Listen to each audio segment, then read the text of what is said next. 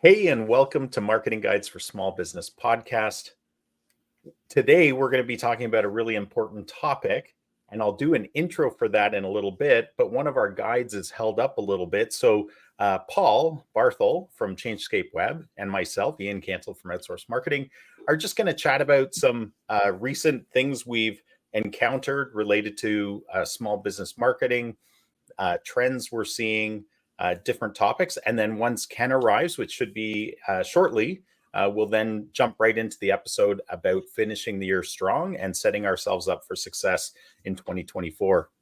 So, Paul, one of the big things I'm seeing a lot of businesses focusing on lately, especially service-based businesses that have a longer sale, meaning it's not a product that somebody's just going to buy real quick. They're going to have to go through a process of discovery, of connecting with the actual business in order to understand how they can help meet their needs.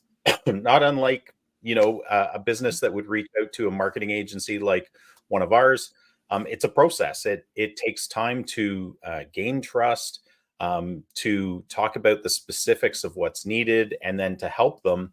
But one of the big trends I've been seeing, especially over the past year, but it probably bleeds into last year a little bit, and I think a lot of it has to do with businesses are getting more sophisticated with the understanding that they need to nurture relationships, and they understand that, and hopefully it's because of podcasts like this and good marketers out there that are sharing.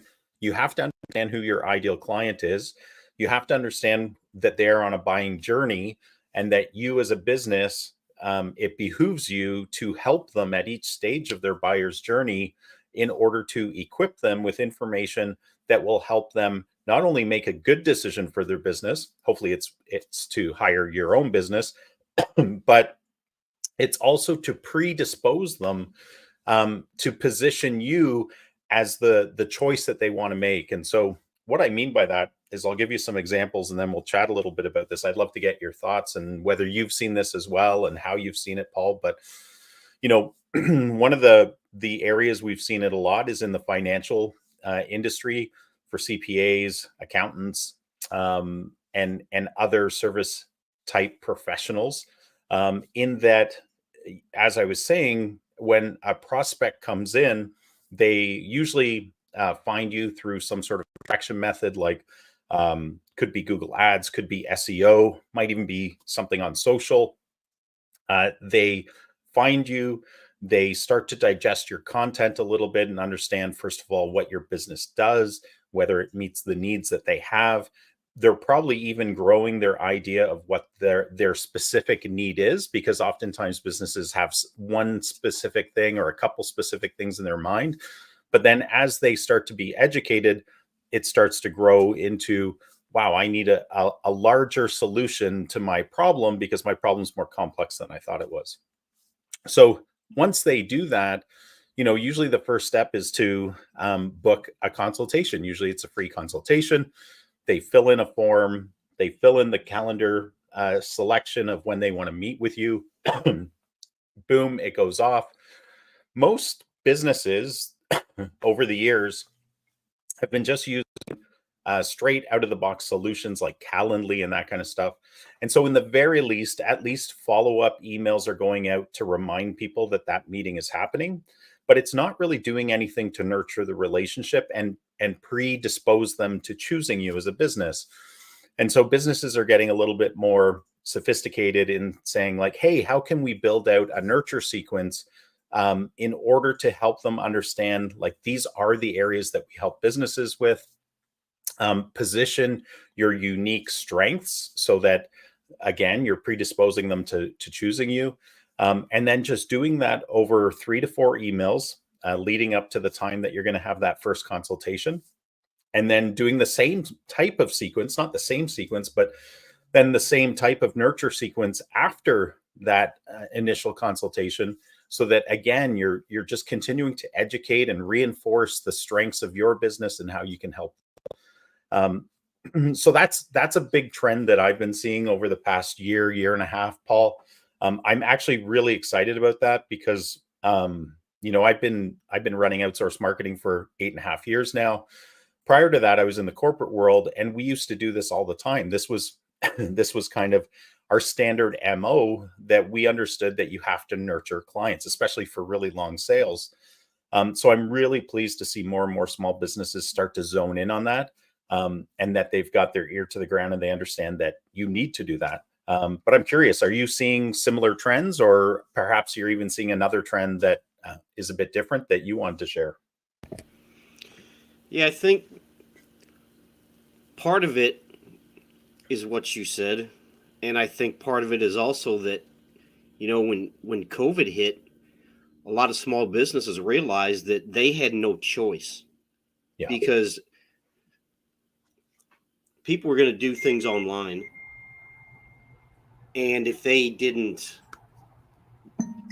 they were just going to be out competed, if you will, if Yeah. they didn't actually acknowledge this digital world and realize they had to be a part of it. Yeah. Yeah. Hey, Ken's joined us. Hey, Welcome, Ken. Good to have hey, you on. thank you. Yeah, I know glad you're in a satellite location today, I so am. it's not your normal setup. True. So take a breath. Yeah, You probably absolutely. just ran to your computer to get it set up. I did. So Paul and I were just we thought it would be an interesting topic before we jump into our larger topic today about finishing the year strong. And we were wanting to make sure that you were here for that. So we were just talking about some trends we're seeing in marketing with small businesses, and I was sharing about how I've seen a big trend, especially with services, professional services, where they're really trying to nurture the relationship with people from the time they book an appointment and through that process, through nurture sequences at each stage. And now there's even a bigger focus of introducing video within those nurture sequences. So that was just a trend that I was sharing. Paul was talking a little bit about that. How about you? Are you seeing that? And are you also seeing any other kind of big trends that are worth sharing before we jump into the big topic? In terms of trends, I think that what you said, Ian, is absolutely critical. Unfortunately, most businesses aren't doing it, don't have a clue how to do it, aren't prepared to do it. And so they're really missing the massive boat there. I think right now, I mean, the thing that's blowing me away is just what's become possible over the last year's worth of technology, Yeah. whether it's AI, whether it's automation, just smarter, better, easier to integrate, or already pre-built into the solution tool sets that are game changers that a lot of businesses don't, they're not going to know to ask for those. They're going to ask for the Mhm. traditional big three: websites, social media, and search engine optimization. They may ask for a paid lead generation strategy too, like Facebook ads or Google ads. You really need to work with somebody who understands deeply what's possible with the tool set and the capabilities that are available today, because you may be asking for certain things. Really, what I'm hearing when you say I need, I need a Google pay-per-click campaign, what you're telling me is you need leads, Mhm. and you need sales. Yeah. So work with people who do this for a living all the time, who are deeply invested in understanding the trends and the technologies and the capabilities, so that they can guide you to make the best solution choices for your business, driven by Yeah. strategy. Yeah. Love it. Love it. Well, do you guys ready to jump into the topic of the day? Sure. Yeah, my glasses have Awesome. changed back to normal color There almost. we go. Yeah. Yeah. I thought you were sporting a new look there for a while. Yeah, I'm really incognito. Well, let me do share a bit of an introduction to the topic, and then we'll jump right into the questions with you guys. So, every year at this time, you as a business owner, meaning the people that are our audience that are listening to this, as well as ourselves as business owners, and our marketing teams have an opportunity, and that opportunity is to finish this year strong and set ourselves up for success for the coming year. So, in this episode, we're going to uncover the strategies to not only end the year with a bang, but also to position your business for a triumphant 2024. We'll look at some key tactics to assess your current performance, pivot your strategies for Q4, and leap into the new year. And it's all about forward thinking. So whether you're a small business owner, a seasoned marketer, or just starting out, let's jump into this really great topic that's very strategically focused, that has the power to not only help you finish the year more profitable, but also to make sure you have momentum for the new year. So Ken, why is this time of year such a critical time for businesses, especially in relation to marketing? Yeah, so I'm going to answer this over a couple of questions that I know you're going to ask me. Okay. The first one is really just, as you're wrapping up the year, now is the time that a lot of businesses naturally start to slow down. Other businesses are going to ramp up big time, so it depends on the nature of your business. But if you're in home services, for example, as the weather gets colder, your business might start to tail off a little bit this time of the year. So it gives you an opportunity to step away from being in your business to looking at and working on your business. So you want to look at, what happened over the last year. If you don't know yet what your lifetime value of a customer is, now's the time to figure that out. If you don't know what your average close rate is, and don't be fooled. We hear this a lot from clients. My close rate is 80%. Okay, well, maybe it's 80% from a particular channel, and that channel might be referred, people referred to your business. But what is it in terms of other channels? Don't just lump it all into one big bucket and assume you're closing 80%. To have an 80% close rate, if you're just doing referral marketing plus Google ads, you're doing a hell of a job. I'll flat out tell you that. Because Google ads are not going to convert at that level. So you don't. And sometimes Ken, people are answering that question at one stage of the nurturing process, like the end stage, right? After you've sent a proposal, they're like, oh, my conversion rate is, even 80% would be high there. Right. But you've already trimmed the tree, so to speak, up to that point where the people that aren't going to stay on, aren't even in the books or the numbers. So it's important to be honest about the numbers too. Yeah, absolutely. It's the time to look and reflect, what channels were working well for you. Did you have any customer service issues? Did you have, even answering the phone? I mean, we've talked about this a lot, and I'm really excited to have Jay Baer on our podcast here in a couple of weeks, because he just wrote a new book that talks about time to close, the time that somebody contacts you to the time that you get back to them. We've talked about it before. It's absolutely critical. If you're not getting back to somebody fast and you're not the first one, you don't have nearly the likelihood of closing business. So now's the time to look at all your numbers. If you don't have those numbers, start to think about a plan of what numbers you need to put in place so that you can effectively measure for next year. So you can really start to gauge, return on investment, customer lifetime value, average transaction size, frequency of how many times somebody buys from you throughout the year or over the course of their lifetime, your close rates, all of those things, the total number of leads, what channels they're coming from. This is the time to reflect, analyze, and evaluate the performance of what's happened over the course of the year. Don't wait until the beginning of next year. It's too late. Yeah. Well, and the year end is just a fantastic milestone, right? As a business to it's what we look forward to when we're building out our goals in the new year or at this time of year for the new year. Yeah. So it's just a natural milestone to really leverage. And that leads really well into the question for Paul.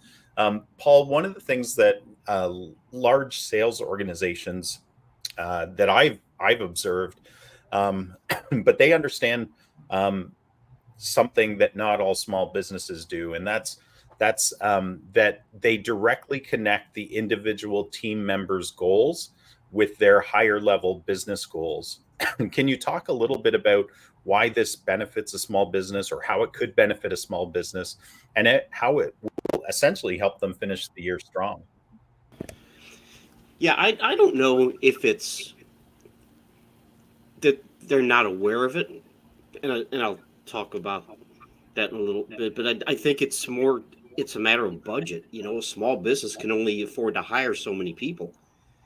And to your question, I think a lot of it is if the employee or the individual, if it's clear what their job is, what their role is, you know, what they're supposed to be doing, and how what they're doing, their job and their role within the company fits in with the larger, you know, the goals of the company itself,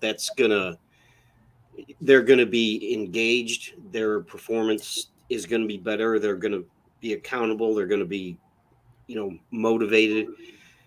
And a large company can afford to hire, you know, 50 different people for 50 different roles. But in a small business, you may have one person doing 15 different things because they just don't have the budget to hire, you know, 15 different people. So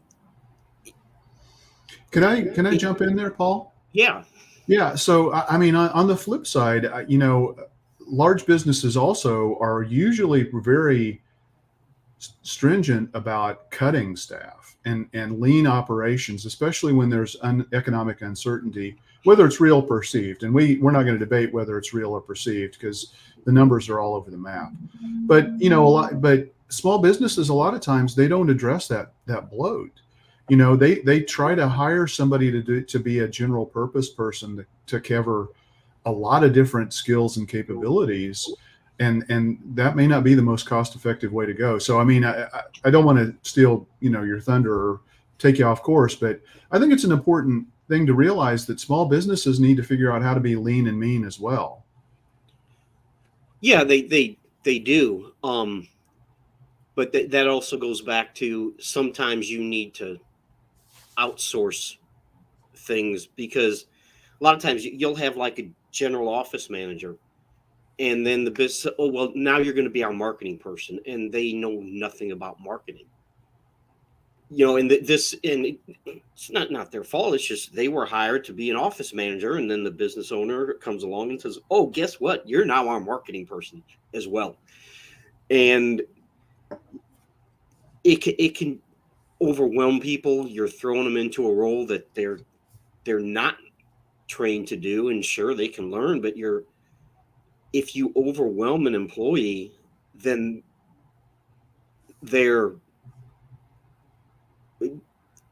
it can hurt motivation, but it also, again, if they're not clear on what they're supposed to be doing, then that's going to hurt performance, and it can actually lead to employee turnover. I mean, I don't disagree with what you said, Ken, at all, but I think that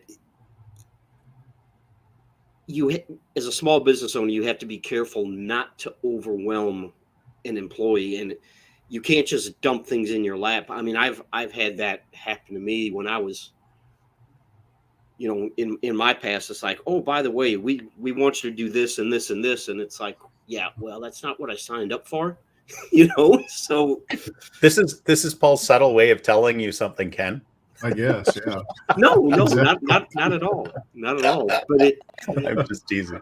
But if you overwhelm an employee, it's a little too early for Festivus, Paul.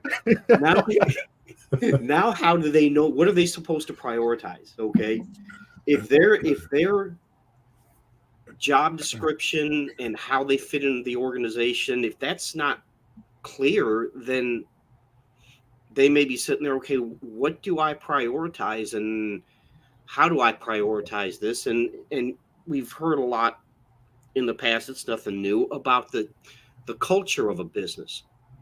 You know, what are your goals? What's your mission statement? What is the culture of your business? And you hear this a lot about, you know, when you're hiring an employee, that it's also important that they fit into the culture of your business. So what's the culture of your business?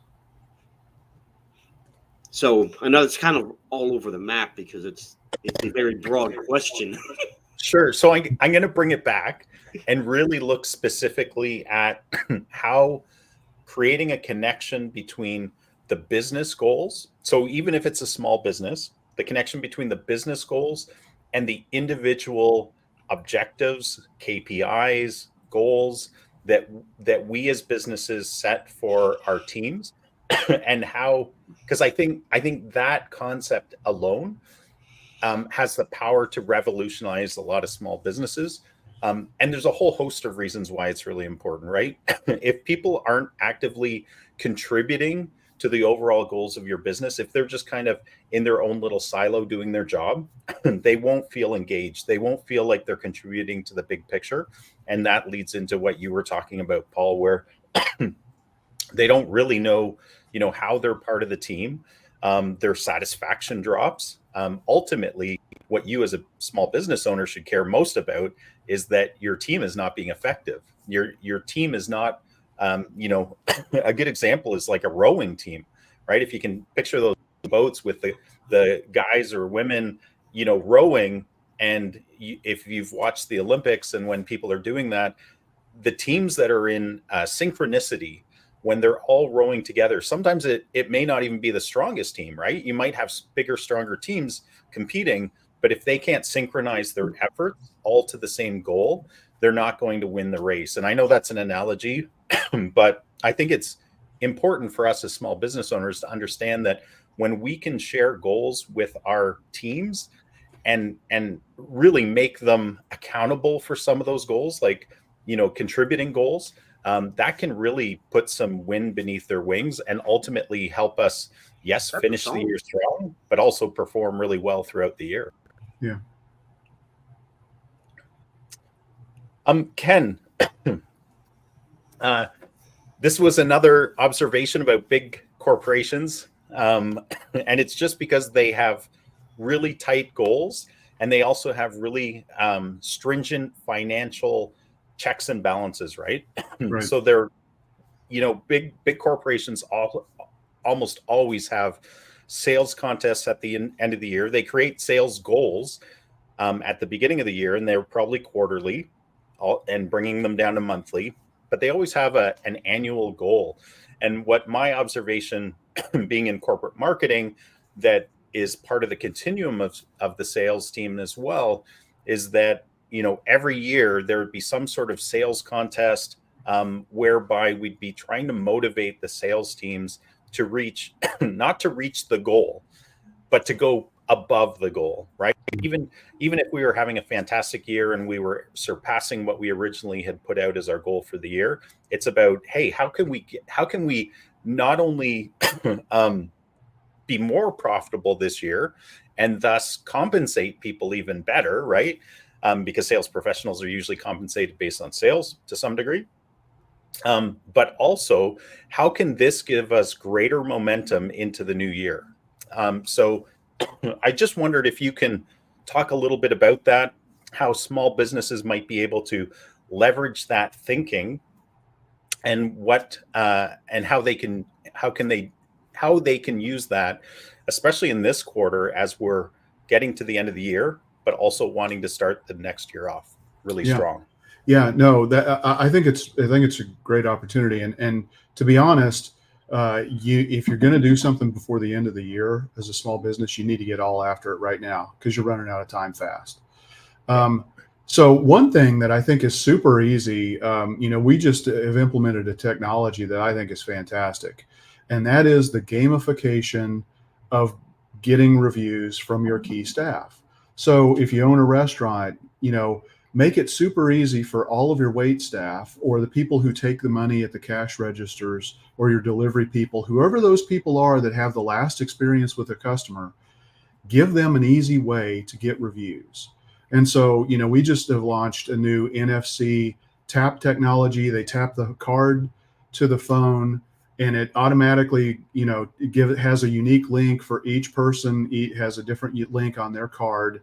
And it takes the user right to going to where they can write a Google review without having to provide an email or a cell phone number so that you can send them a text message after the fact.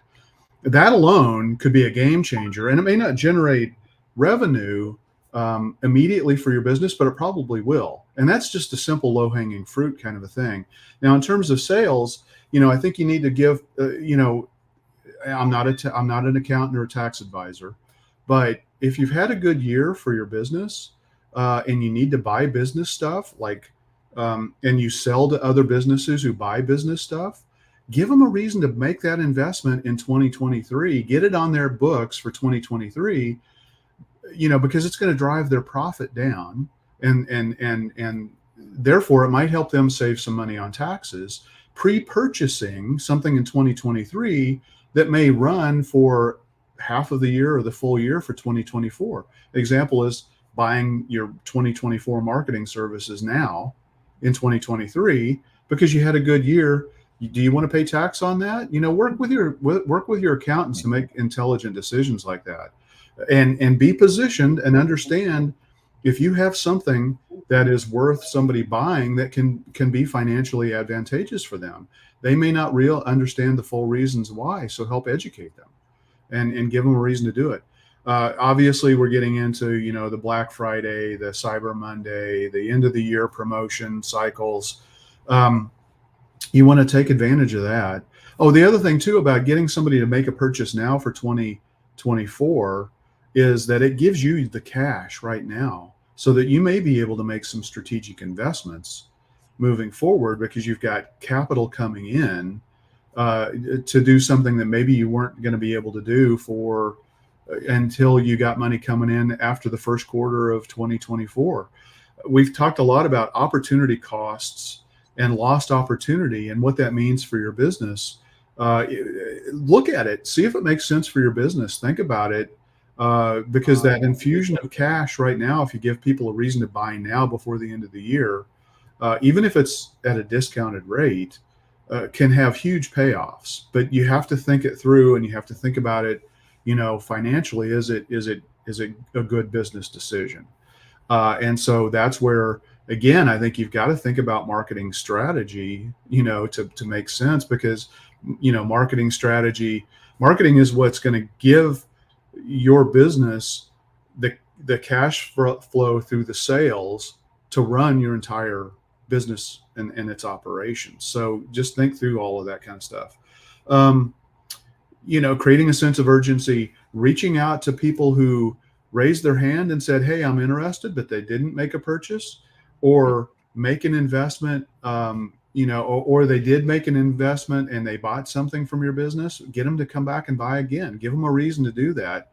Now is a great time to do that. Everybody's thinking about buying stuff, but the reality is they're also looking for deals, and so you need to eliminate the risk of them making that buying decision and going with you, whether it's a discount in your offer, whether it's adding extra stuff by bundling extra services for a particular price point, which is my preference. If you can do that instead of discounting, is give extra. But reach back out to folks. Email marketing and text marketing right now, if you have the permission to text, to use them in a text marketing list, it can be really effective. Just realize everybody else is probably going to be doing it too. So if you are going to do it, what's going to make you stand out? Is it your offer? Is it the clever way that you craft your message? Is it the effectiveness of the target audience that you're sending your message to? Because you're not broadcasting to everybody. You're sending a very specific, clear message to a very special targeted audience. You got to think through all of this stuff. And like I said, you need to get going now. The reason the big businesses do all of these things is because they have sales quotas, and if they're publicly traded, they have to meet certain numbers. Small businesses usually aren't publicly traded. They're privately held. So they don't put the financial controls and mechanisms in place to measure this. I think you don't have to go overboard with it, but you need to put some of them in place to drive that activity. The last thing I want to say is, a lot of businesses that are wrapping up their busy time of the year, they're kind of, and I get it. You've been balls to the wall, from, February or March. if you're like in home services, roofing, painting, exterior remodelers, folks, kitchen and bath remodelers, even maybe to that extent, you've been working your butts off. And I know you want to take a break and kind of relax, but I think you're missing an opportunity if you don't talk to your salespeople and give them some incentives to try to close the year strong. I'm in a market that I don't normally live in. I've been here for 5 weeks. I'm seeing some TV ads, and actually one of them is very clever. It's somebody who's trying to get people to buy their siding for 2024 now, so that they can get it or over the winter months. So it could be done before the end of the year, but just trying to keep. But so that, because why are they doing it? Because they want to keep their crews. They've paid a lot of money to build up a good team of professionals and contractors to implement, their product set. They don't want to lose them because it's a natural downturn. And so, give people a reason to make a buying decision. I think that's pretty clever. Painters do it by having a painter for a day kind of a program where they can get some people to say, I don't have a big project. It's probably interior. I just need somebody to come in, knock out something pretty quickly. You don't make a lot of money on it, but you're keeping your crew busy and you're keeping them active and engaged. I know there's a natural tendency for certain businesses to kind of relax this time of the year. You're missing opportunity, and you're giving your competitors a lot of the opportunity that you should be having. Yeah, and that's a great point, Ken. I mean, we've often gotten calls over the years from seasonal contractors, but usually they call us February or March. That's right. And they want it sometimes later, and they want to have things in place for April, right, when the weather starts to warm up and they start to get the crews out. And by then, it's really too late. Like, they should be thinking now, what am I going to invest in marketing for the coming year, and how can we start to prepare that and get it in place? Because especially if SEO is part of that strategy, or web development, they've effectively tied the marketing company or consultants' hands because they've taken away the SEO play. Because if they're contacting you in February or March, they need leads, and they need leads fast. And those, you can get some incremental nice lifts from SEO if you do some smart things with SEO early on. But like you said, it's 6 months to a year oftentimes. And so you've missed that window to build up the rankings of your website or to refresh your website. And you're basically forcing yourself to go with a paid lead strategy, which can be great, but you've eliminated a lot of your options, no doubt. The other thing too, I know, Ian, you work with dentists, and this is a natural time of the year for dentists to reach out to their patients to say, hey, if you have any money left on your insurance plan, come in and get that service now. It's good for the dentist. It's good for the patient. It may not be good for the insurance company, but who cares about them? They have enough money. Now, I shouldn't say that. They've been very kind to me. So thank you. It's the use it or lose it campaign. That's right. That's right. Yeah. No, great points. Great points. Paul, the best way to chart your course is to also know where you've been. So what's worked, what hasn't worked, etc. How can a small business assess their marketing performance for the current year that we're in? Well, obviously, first thing you have to review your KPIs and how that matches up against what your goals were, assuming that you set goals, and that you have a marketing strategy. And I'm not being sarcastic. A lot of small businesses, we've talked about this in the past, they don't have a marketing strategy, and they don't want to pay for it. And I'll caveat this a little bit and we've talked about this before too, that the last couple of years, especially for like home service providers, it's kind of been an outlier. So you need to keep that in mind when you're looking back, that that they'd be like, well, last year my sales and leads for this year are down from last year. It's like, well, last year everyone was stuck at home, and they're looking around saying, oh, well, maybe I should do this, maybe I should do that. And Ian, I think it was last week, we were talking about this a little bit offline, that I had a friend that spent about $50,000 on fiber cement siding because it's something they've been wanting to do for a while and they just never did it. And again, they were stuck at home, so they're like, we can't go out, we're not spending money on anything else, so let's go ahead and get this done. And I was talking to him and I said, yeah, that's a lot of money. He said, yeah, that's why we're not spending any money on home improvements for the next 2 or 3 years unless something, like a pipe breaks. And if we don't have to spend the money, we're not going to. And I think home service types of businesses need to keep that in mind when they're, looking at their KPIs. So, because these last couple of years have been kind of weird with COVID. Conduct a threat analysis, strengths, weaknesses, opportunities, and threats, and where you're weak, how can you improve. And a lot of times this goes back to, I think it was Ken was talking about the fact that if your speed of response is important, and this is where marketing and automation can help you, even though they know it's not a real person, but just the fact, like the missed call text back that we've talked about, just the fact that you're making an effort to immediately get back to them saying, hey, we're sorry we missed your call, we'll follow up. Just the fact that you do that can make a big difference. And within that text, that missed call text back, you can send them a link to a booking calendar where they can book an appointment. Brilliant. And this is something a lot of small businesses don't do. And that goes to the opportunities. If you don't have something like that in place, that's an opportunity. And then threats, to me, that comes back to your competition. What is your competition doing? Are they eating your lunch? And, if going back to what Ken said about SEO and paid ads, some of the things Google is doing with paid ads is really screwing over small businesses. And the reality is the average click-through rate on paid ads, and it varies by industry. Some industries have higher click-through rates, obviously. It's like 4 or 5%. And that's just people clicking. That doesn't mean they're going to convert because they know it's an ad.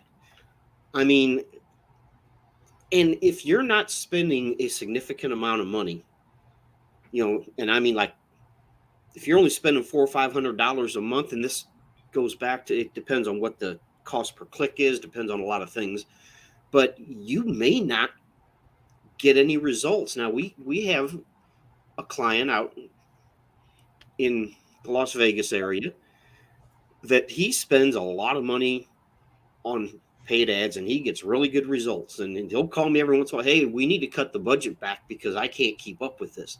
That's a good problem to have. But he's spending about $5,000 a month on ad spend. Okay. So that's a lot of money that a lot of small businesses can't afford to pay, but just keep in mind that that's something to consider. If you have a very limited budget, then your effectiveness from a paid strategy is also going to be limited. But get feedback from customers and from your employees that deal with customers, because they're going to get this feedback, and there may be some training involved here, but they're going to get feedback from customers whether they realize that or not. So a lot of times, talk to your employees that are dealing with customers, and are there complaints? This goes back to your SWOT analysis. Are there complaints? Are there weaknesses? Are there things that you can improve on? I talked about the competitors and in the threads. What are your competitors doing? And talk to your financial people, your accountants, and what's your ROI on these things. But in order to really gauge return on investment, you kind of have to have a strategy and you have to have goals. And what are you trying to accomplish? A lot of times we talk about conversions, tracking conversions. Well, what's a conversion? A conversion can be anything. If you want people to sign up for a newsletter, that may or may not lead to a sale. But if that's your goal, is to get people to sign up for your newsletter, well, then that's a conversion. may not be a sale, but if that's one of your goals, then that's a conversion. So what is a conversion to you? So hope that makes sense. Those are good points. Can I jump in and talk a little bit about competition? Yeah. Yeah. So I just came across, I was talking with my Yelp folks that we work with, and Yelp just did a study that indicates that new business openings are dramatically up from 2022, which isn't probably too surprising, but they're way up even from pre-COVID numbers. So your competition has exploded, whether you realize it or not. And it's in every category. I mean, hotels or travel, home services, auto repair, detailing, event services, and local services like chiropractors, dentists, and other folks like that. You're seeing an explosion. I mean, we're talking about 25 to 40% new businesses that have been opened and launched in 2023 in those categories. So if you're not planning for having a lot of competitors, you're going to get your butt kicked if you're not careful, because it's exploding, and you're seeing it in Google ad costs and search ranking efforts across the board. So you need to be prepared to make those investments in marketing. Yeah. And if you're a business that's mature and you've been there for a while, I see this all the time with mature businesses that hire us, that oftentimes they've gotten pretty lackadaisical about some of their marketing. And so, going back to monitoring and knowing what your metrics are, if you want to know what your direct correlation between marketing investment is and what your results are, it takes work. It's going to cost some extra with your marketing agency, but it's well worth it, because your marketing agency is going to be able to attribute, this is the number of sales or conversions that you've received through this medium. And that can be extremely powerful as a business. Yeah. So Ken, we love to talk about strategy. In fact, Paul was just kind of leading us down that path with how he finished up his response to this. I don't want to step on anybody's toes there. What's that? I don't want to step on anybody's toes there. You did a good job. You just missed his toes. Ouch. But can you share a bit about why having a strategic plan is so critical to starting next year off at full throttle for a small business? Yeah. I mean, so one, if you don't know who your competitors are and how many there are and the explosion of competitors that you now have, how are you going to create a competitive advantage? Like you talked about complacency, just because you've been getting a lot of the business that you've wanted for a long time doesn't mean it's going to continue to happen, because there are a lot of people who are launching businesses who are really hungry, and they're going to be doing a lot of stuff to take away your market share. So, to just kind of put a bow on that. I don't know who said this. You might know, Ian, but if you fail to plan, you plan to fail. That's just kind of a nice little thing to keep in the back of your mind. You might get lucky. I don't know that you want to build your business and your lifestyle on luck. Everybody thinks they're going to get lucky, though, and they don't. I know. And you look at the small business failure rates, so, you can have the best intentions and the best plans laid out, and there still are going to be factors that are outside of your control that are going to get you, like COVID. I mean, there's no doubt, but I want to try to own and control as much of my destiny as I can. And I hope a lot of other small businesses are like that as well. So I think you need to have a clear direction. You need to have clear messaging. Don't get distracted by the shiny object syndrome. Just because you can doesn't mean you shouldn't. And, I'm as guilty of this as anybody, and Paul knows this. I love understanding stuff. I love playing with tools. I love figuring out stuff. I like to see how, if you plug this in with this, how's it going to, work or fight against the success of what you've been doing before. Allow yourself room to tinker and experiment. not tinkle, tinker.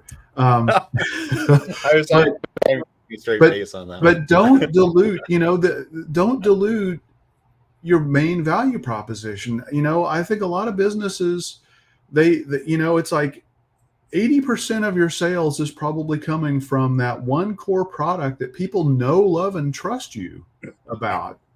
And you're trying to make all your marketing investments around all of these other peripheral or somewhat related products or services that your customers don't know who you are. Well, your acquisition costs are so much more expensive, and you're probably giving up market share on the 80% of the thing that everybody knows about and why people have been doing business with you for a long time anyway. So don't go crazy with it. Incrementally add more products for sure, and solutions and services, but don't try to chase 50 different directions all at once. That's just a recipe for marketing frustration. It really is, because you're diluting your marketing budget to the point where it can't effectively do anything for you other than provide general coverage. And general coverage is probably not what you're looking for. So, which comes down to resource allocation. The more you have, the more you're trying to figure out how can I allocate resources to generate leads for this product or service versus this product or service. Whether it's advertising costs, whether it's a marketing staff or internal staff or outsourced marketing that you're paying for, tool sets. If you haven't done it yet, get a sales and marketing operating system in place, whatever that might be. It could be a CRM. It could be an operational system that helps you do a better job of executing, on your projects, or a patient management system. But don't be fooled that those are real marketing and sales engines, because they're probably more operational focused. 2023 and 2024, what's left of 23, is the absolute best time to put a sales and marketing operating system in place for your business. And I love the word system, because system, in my mind, it bakes in strategy and repeatability. I come from the world of software development, where we built software for, people, where if our software fails, people die, because we're talking about airplanes and mission support and logistics and things like that. So systems are critically important, and they're only going to be successful if you have a strategy that you put in to launch your system. And so repeatability, managed, KPIs and managed processes, optimized processes, to the point where you can dial in your efforts to achieve something greater than, again, I'm going to use the term force multiplier or amplification, that you wouldn't get if you're just doing a one-off tactic here or there. So if it's like I'm running Google ads this month, next month, I think I'm going to try Facebook ads. The following month, maybe I'm just going to go back to referral marketing and let my networking group give me leads. And you're not giving anything enough time to pan out and effectively measure and optimize the performance of those. Second of all, you're missing a lot. You're spending a lot of wasted money because you're doing startup cost loss. So if you're switching from one tactic to the next, so you need to have a plan. You need to think about it. You need to have it goal driven. You need to think, how much revenue do I want to increase? What's my profit margin? How can I be more profitable? How many leads do I need to get there? What are my lead channels that I want to invest in? What are all of these, what tool sets do I need to have so that I can make all of this run and measure and optimize? You got to do that. I don't know. I mean, I could go on. There's a lot of different things. But, at the end of the day, we live in an omni-channel world. If you're relying on one tactic, good for you. You better hope that whoever is providing that solution doesn't radically change what they're doing. Like right now, Google just rocked the world of businesses that rely on local services ads. They've changed the way, they shuffled the deck on how they display the ads. And so if that was your one way that you were getting leads, maybe you got lucky and you weren't impacted, but a lot of businesses have been impacted. So and that's the only channel that they have to get business, other than maybe the referral marketing, which I think most businesses probably have some level of, of business coming from that. So, don't expose yourself and leave your flank open because you don't own and control these tools. What you can own and control largely is SEO, and the investment in your website and the things that you do to build your reputation. But if you're relying on other channels and other medium that you don't control, you could be blindsided at any point in time. And even with SEO, occasionally you're going to get a little bit blindsided, even if you're doing all of the right things, by algorithm changes that just kind of reshuffle the deck and catch good actors, and drop them down because it's trying to address problems that bad actors have been doing. That usually will reconcile itself pretty quickly. But, again, if you're a one-trick pony and you've made all your investment in SEO and you have no paid lead generation strategy, you could be caught off guard by that for a couple of months. And it may be, unfortunately, your busy time of the year. So you have contingencies in place, be able to hot swap. But all of that is only going to be done if you're giving forethought, planning, and goal setting to what you're doing in marketing. Love it, Ken. Great points. What's interesting too, this is just an observation, businesses that have often gone to the local service ads, so just because there was so much buzz about it, especially with contractors, I found that a lot of them, even some people that we were working with, they lost focus on strategy, because for a little while, it really was like a gold rush where if you were first there and none of your other competitors were there, it was a whole other layer, and it's the top layer that people see when they go to Google searches, right? So yeah. But we found, going back to your comment about competition, the thing is you're just paying your way for the short term. And as soon as competition comes, the costs go up, the chance for you being seen go down. It's not a long-term strategy. It's just one tactic that can be, an arrow in your quiver.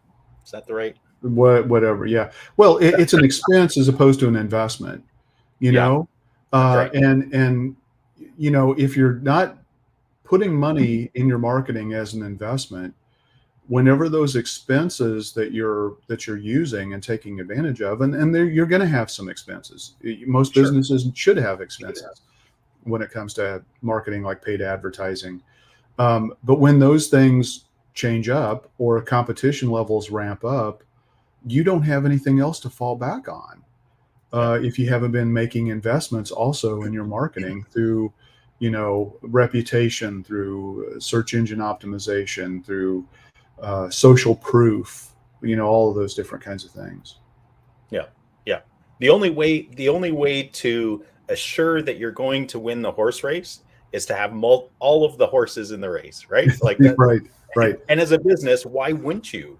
Don't focus on the lame horses, but focus on the ones that are worth running with. Right. And so that's a great point. So you can, we used to call it the trifecta.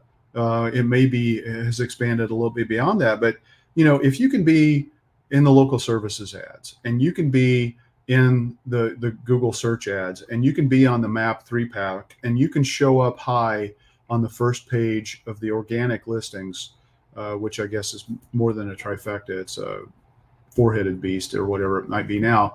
Now you have an opportunity to potentially dominate your market, and you're eliminating your competition's ability to do that, because you're taking up valuable spaces in those four critical properties, that people are going to be doing when they're doing searches to find businesses that they want to hire for products, services, or solutions. Yep. Paul, I think this goes really well. The points that Ken was raising about strategy and creating a strategic marketing plan. One of the things that can happen is if businesses have created a marketing plan, they might have invested it in the past, But if they've taken their eyes off of that, this is a living document, that it has to continually evolve with the world around us and our business. How can a small business make sure they're updating this marketing plan on an ongoing basis and for the upcoming year? Yeah, kind of goes back to the previous question you asked me is, first of all, do you actually have a marketing plan, or do you just think you have a marketing plan and you really don't? But look at, again, look at what worked last year, the year before, and what didn't, and what Ken said about competition, it's getting more and more competitive. And we've talked about this in the past about the whole digital marketing world, that when COVID hit and people realized that they had to be, you had a lot of small businesses that really didn't have much of a digital presence. And then COVID hit and they realized that they actually had to do something. And a lot of them were in a position where their competition had already been doing something, and now they had an almost insurmountable hurdle ahead of them. But make sure you have goals and objectives. What are your goals and objectives? Is it, assuming it's a business growth, how much do you want to grow your business, and are you willing to make the investment that's going to take? A lot of times your business, well, I want to double my business and I have $1,000 a month to spend. Well, good luck. Okay. Probably not going to happen. Unless you're really, really small. Well, yeah. You know what they say, percentages lie. But, and it goes back to, make sure you have the budget, or you're willing to spend the budget, or realign or revise your goals and objectives. And if you're a seasonal business, or if you have seasonality within your business, some businesses do, some businesses don't. I think all do to a certain degree, but plan for that. If you're a siding contractor, you're probably not going to be that busy in the winter unless you're down south. If you're up in Michigan, you're probably not going to be doing a lot of exterior. Even if you're a painter, you're probably not going to be doing a lot of exterior painting in the winter, So plan for those things. And do you plan on launching any new products or services? Let's say, or maybe you have something that you want to put more focus on. Let's say you're a remodeler and you want to do more kitchen remodels. Well, have a plan for that. It all goes back to strategy. It really does. Awesome. And Ken, I know we're at the top of the hour. Yeah. Is there, just as kind of a way to close out, are there any trends that you've seen? I know we talked a little bit about this at the beginning, but is there anything additional that you wanted to share before we sign off today? Yeah, I think, again, I'm going to stress omni-channel, because the world is more competitive than it has ever been. And you're starting to see that in pricing for paid ads. You're seeing more people launching digital marketing presences and campaigns. And so the best way to combat that is to really look at omni-channel. When I say omni-channel, I mean, we're talking reputation, we're talking social, multiple social channels. We're talking SEO, we're talking your website, we're talking about business listings, on and on and on, a whole variety of paid ad strategies, including offline, can be really effective. And then I just can't stress this enough. I think the importance of video marketing, you talked about it at the top of the show, Ian, incorporating video, even in your sales funnel and your nurture campaigns. You don't have to hire expensive videographers. Occasionally you should, and based on the nature of your business, maybe it's more frequently, or most of the time, maybe you should. But for a lot of small businesses, you really don't. There are fantastic tools that are available to people who know how to use and manipulate them. We do a lot of video marketing. We don't shoot a single frame of video. But that doesn't mean we can't create a bunch of kick-ass videos for our clients, because there are lots of different types of videos that are out there. So I think video marketing is huge. And just pay attention to what's being possible with the technologies that are there. Marketing automation and getting a sales and marketing operating system in place for your business so that you can systematize your marketing, so that that becomes your effective implementation of your strategy. That's got to be your number one goal. If you do that, your competitors look, if you've got 33% brand new businesses that are launching, they're not systematizing a marketing strategy to optimize the output of the results. They're just not doing it. You need to do it. They're not going to do it. You're going to win. Yep. Yep. Just like if you're thinking from a military standpoint, you don't go into a campaign without a plan, right? Yep. And of course, the plan has to be fluid because life happens around you. Yep. So you brought it up, situational awareness. You got to know what's going on everywhere on the battlefield if you're going to expect to dominate and control that battlefield. And the battlefield in this case is, are you getting the business or is it going to somebody else? And if you don't have that situational awareness, you need to get the tool set and you need to get the right team in place to make that happen. That's the best way to control your destiny when it comes to marketing and growing your business and growing a profitable business. Yeah. Well, as it was said, no mission plan has ever survived engagement with the enemy. What's that? I said, no mission plan has ever survived engagement with the enemy. And when Ken said destiny, it made me think of Back to the Future and you are my density. So this is a good place to wrap up, guys. Thank you, Ken and Paul, for sharing your insights on this important topic. And thank you to our audience for joining us today. Please share this with others so that they can benefit from it as well. And until next week, folks, keep calm and mark it on.